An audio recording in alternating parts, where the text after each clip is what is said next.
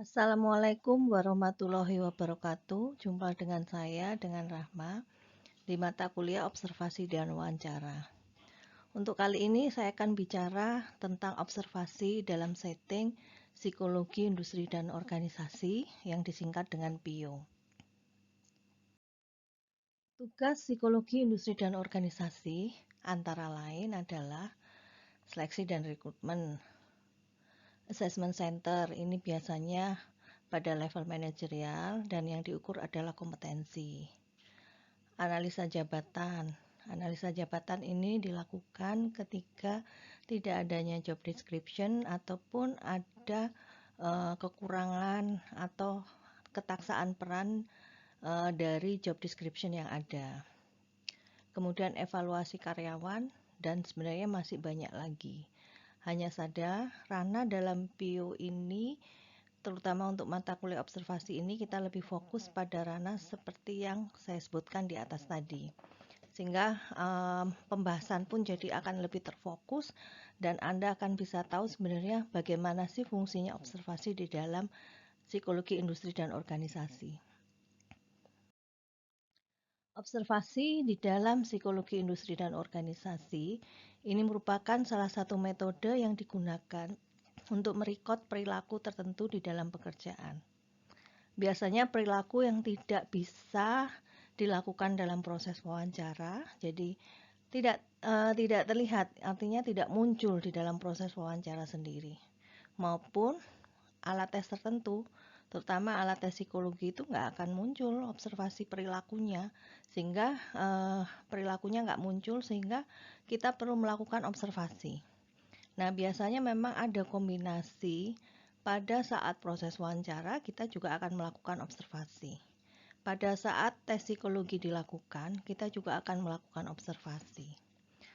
Nah, secara khusus di dalam psikologi industri dan organisasi itu sendiri, observasi dapat dilakukan dalam situasi stimulasi maupun langsung mengamati pada pekerjaan yang bersangkutan, atau demonstrasi juga bisa dilakukan observasi.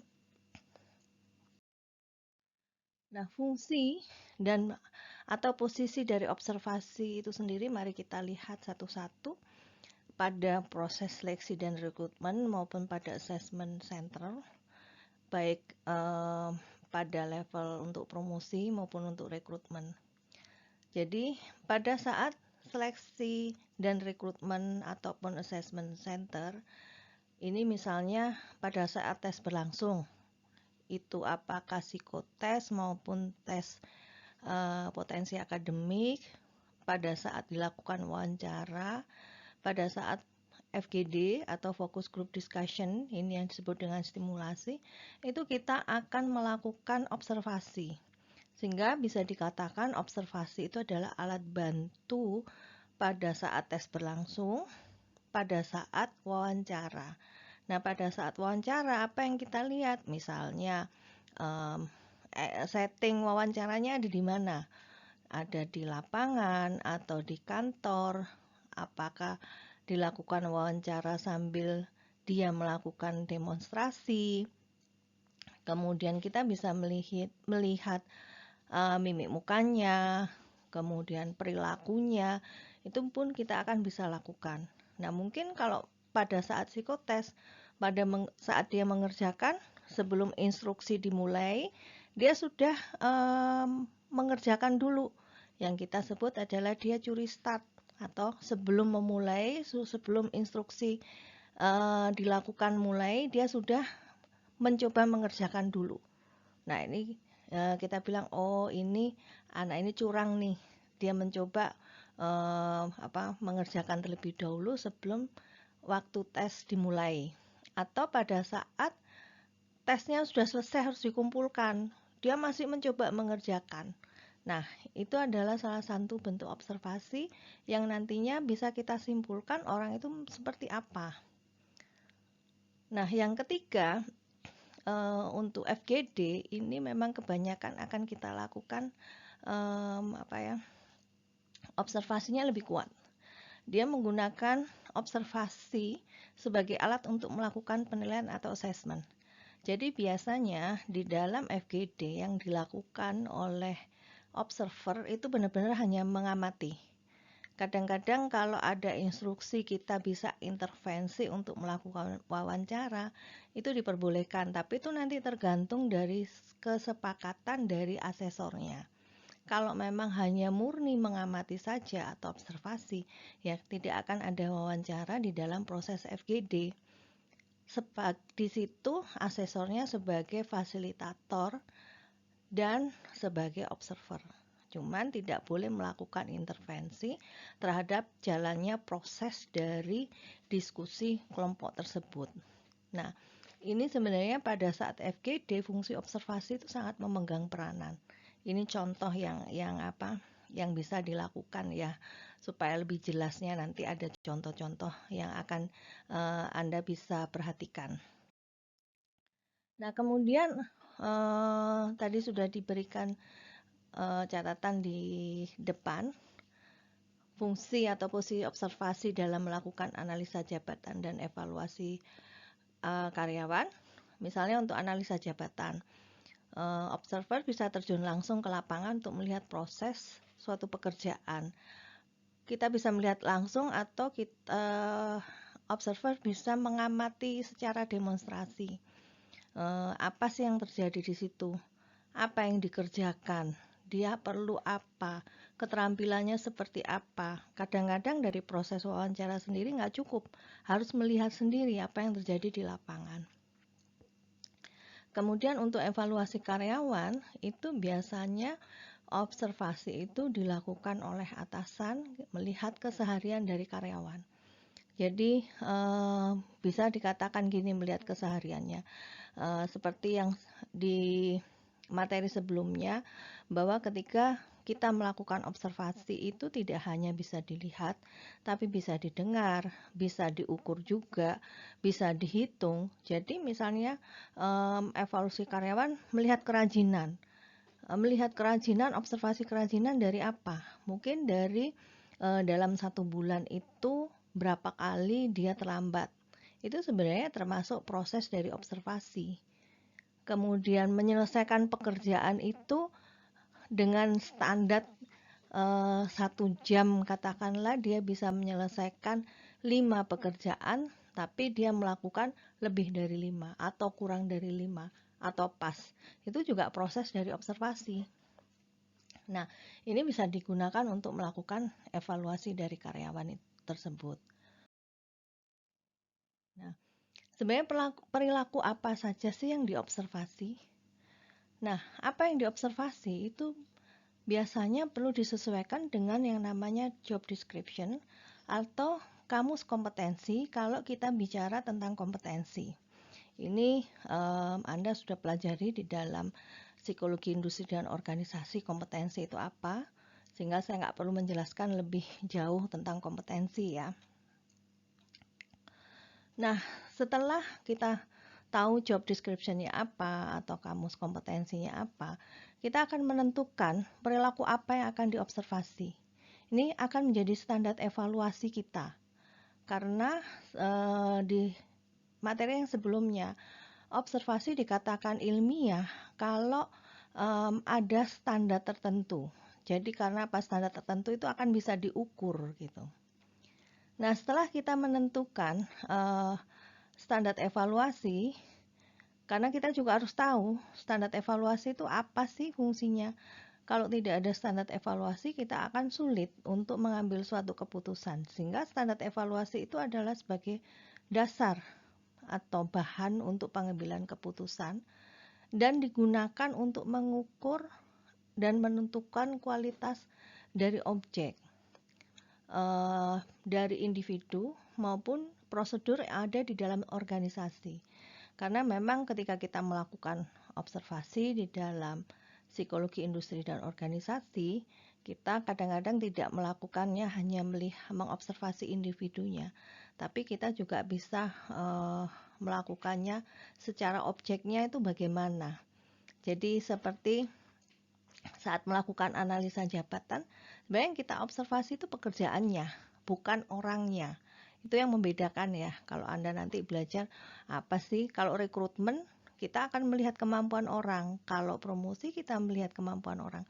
Tapi ketika kita melakukan analisa jabatan, memang kemampuan orang, tapi kita fokus pada objeknya atau pada prosedurnya. Itu yang akan membedakan. Nah, setelah itu baru kita menentukan kriteria dari perilaku yang diobservasi, atau bisa dibilang indikatornya apa dari perilaku yang kita tentukan tadi. Contoh, ini saya berikan contoh supaya jelas ya. Settingnya adalah FGD untuk melihat potensi kepemimpinan bagi pegawai yang akan dipromosikan. Ini contohnya, salah satu contohnya. Nah, perilaku yang diobservasi apa? Misalnya kita mau lihat kemampuan kerjasamanya dia, kita mau melihat kemampuan kepemimpinan. Jadi kemampuan di dalam memimpin itu seperti apa. Nah, setelah kita dapatkan perilaku yang diobservasi, maka kemudian kita tentukan indikatornya atau kriteria yang bisa dikatakan dia mampu bekerja sama.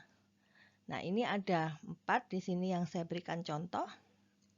Untuk kerjasama, memberikan pendapat, menerima pendapat dengan alasan, mendengarkan orang lain berbicara, dan menerima keputusan bersama.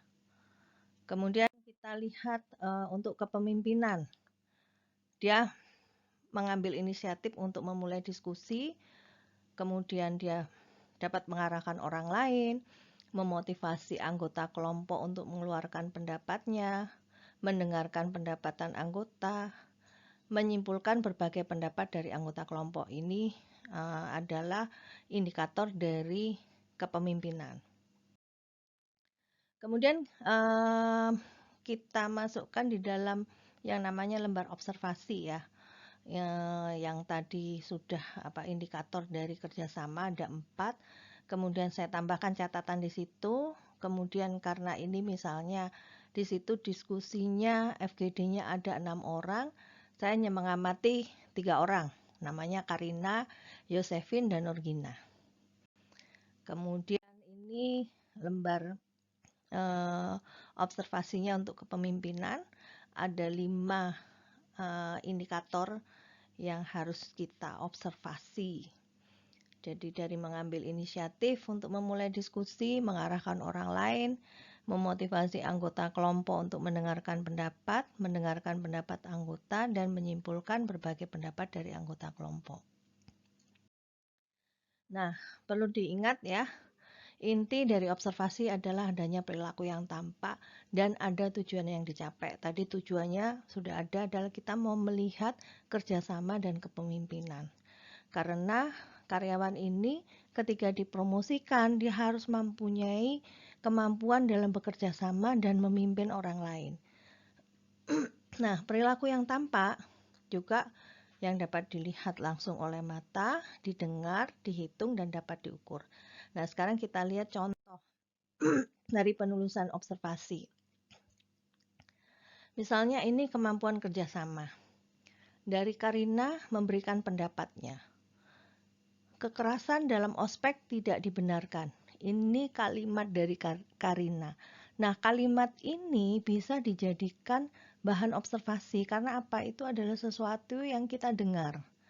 Kalimat dalam kekerasan dalam ospek tidak dibenarkan. Kita tulis. Kemudian Yosefin, gimana observasinya?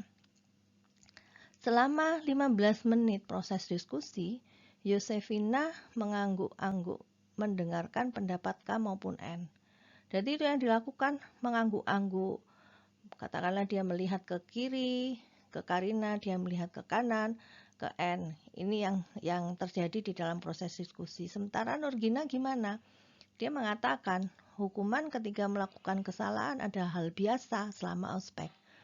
Dia berbicara dengan nada tinggi dan suara keras. Nah, ini campuran antara kalimat, kita mendengarkan kalimatnya dia, kita tuliskan, ini yang penting, katakanlah seperti itu.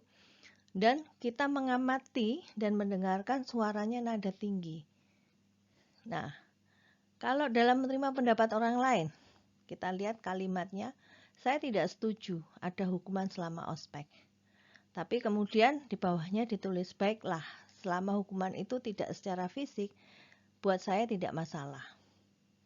Ini dari Nurgina yang ditulis lah, hukuman itu adalah konsekuensi dari kesalahan, sah-sah saja untuk pembelajaran. Nah, kalau mendengarkan orang lain gimana? Saat N berbicara, K beberapa kali melihat ke jendela yang ada di balik posisi N. Jadi dia tidak melihat langsung ya gitu. Kemudian Yosefina, dia melihat ke arah K saat berbicara, bergantian melihat ke N saat N berbicara. Nurgina sendiri gimana? Saat K berbicara, dia selalu melihat pada N. Terus kemudian ini catatan ya. Catatan ini pada Yosefina, dikatakan bahwa selama diskusi berlangsung, Yosefina selalu setuju dengan pendapat K dan juga setuju dengan pendapat N. Itu contoh penulisan observasi. Ini hanya contoh aja, karena sebenarnya kalau mau dituliskan semua banyak, katakanlah. Kemudian jangan lupa kita buat kesimpulan gitu loh. Kesimpulannya apa? Karina nih awalnya agak keras menolak pendapat orang lain, tetapi ia mau menerima pendapat kelompok dengan alasan yang dapat dia diterima. Artinya apa? Kalau dia menerima pendapat, alasannya harus logis, harus jelas ini. Nah, di sini kesimpulannya adalah dia cukup mampu menjalin kerjasama dan memberikan kontribusinya. Sementara Yosefina selama diskusi berlangsung selalu mengiyakan pendapat temannya, tidak peduli apa benar atau tidak. Nah, kesimpulannya apa? Dia kurang mampu menjalin kerjasama karena tidak memberikan kontribusi pada kelompok. Jadi nggak ada kontribusinya kan, dia hanya mengangguk-ngangguk, kerjasamanya di mana? Nah, ini bisa kita simpulkan seperti itu. Kemudian dari Nurgina, pendapatnya disertai alasan logis yang membuatnya mampu memberikan pengaruh pada anggota kelompok lain. Di sini mampu menjalin kerjasama dan mampu mengarahkan orang lain mengikuti pendapatnya. Nah, mengarahkan orang lain mengikuti pendapatnya ini sebenarnya potensi dari kepemimpinan. Jadi di dalam selama diskusi itu kita juga bisa mengamati 2 hal sekaligus atau 3 hal sekaligus yang kadang-kadang evident untuk satu misalnya kayak tadi, baiklah kalau menurut kamu hukuman itu adalah sebagai konsekuensi dari pembelajaran. Oke, selama itu adalah bukan hukuman yang berupa fisik, katakanlah. Berarti kan Nurgina mampu mempengaruhi kan terhadap Karin. Nah, ini contoh dari penulisan observasi dan kesimpulan dari observasi di dalam psikologi industri dan organisasi. Nah, Anda coba tontonlah sebuah film yang isinya diskusi, kemudian Anda amati. Anda bisa membuat perilaku apa yang diobservasi, kemudian menentukan kriterianya apa, atau bisa coba pakai contoh yang sudah saya buat, kemudian Anda coba praktekkan dengan mengamati orang yang berdiskusi. Itu dari saya. Semoga materi ini bermanfaat sebagai dasar untuk melakukan observasi dalam setting psikologi industri dan organisasi. Sampai jumpa di materi yang lain. Wassalamualaikum warahmatullahi wabarakatuh.